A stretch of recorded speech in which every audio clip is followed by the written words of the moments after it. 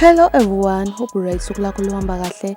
So uke uzibuze nje ukuthi engabe bayenzani labaculi imali njengoba bebhokhwa nje almost i-weekend ne-weekend.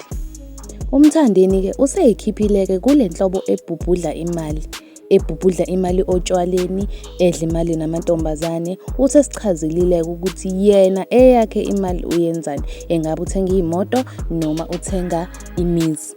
Asazi uyena ozosichazela. Asambeni ke somlalelako ukuthi uthini, engabe yena eyakhe imali uyenzani. Mawukuthi uyaqala ke nokuthi ufike lana, ngiyacela ukuthi ushiye usubscribe-ile ukuze ungaphuthela phela amavidiyo afana nalawo ashone khona ke somlalelani ke ukuthi uthini.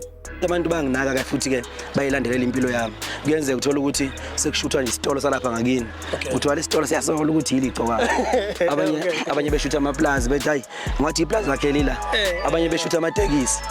Ngisolakala ematekisini, ngisolakala eyitolo nanemizi. Khona imizi nje emihle kishuthu kuthiwa ngathi selilapha ngiqhawe manje yabo. So lo nto le isho ukuthi ngibalekile abantu bayilandelele bayafuna ukwazi ukuthi ngempela imali ngenzani. Cha, imali bafowethu ngiya-investor, esalayo ngiyayibanka, bese kuthi ke ngobuningi bayo ngisiza abafowethu, ngisiza abantu ngokuhlukahlana kwabe kusukela kubafowethu engisebenza nabo ucwebezela wonke umuntu kusukela phezulu ekhanda kuze kuyophuma ozwanini. Akekho umfana ongadumile kwi-SK Brothers, akekho umfana ongaphili kahle kwi-SK Brothers, akekho umfana ongakhile kubo nongaqedile ukwakha kodwa yakha, akekho umfana futhi ongeke abe nenqubela phambili kwi-SK Brothers. Sinezinto eziningi ezingamaphupha amahle nge-SK Brothers.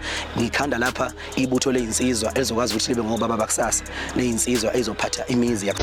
Nanokuthi ngiyaqashwa kakhulu kodwa imali angenzi lutho ngiyibhenka. Angenzi lutho ngiyibhenka imali. Ngi-album futhi yeza ngesikhathi sami. Anginawo umngani bakuziwa lapha. Bakuziwa kuma-games kuzilwa ekuphatheni indaba. Anginawo umngani. Iyabhanga kodwa yeza. Kuhle ukuzwa umculi ethi uyabhenka imali.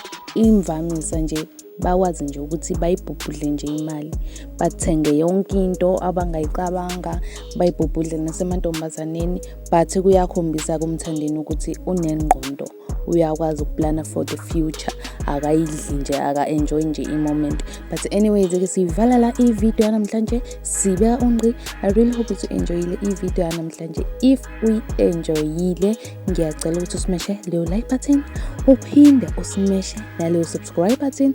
And mina-ke I will see you in the next video. Bye.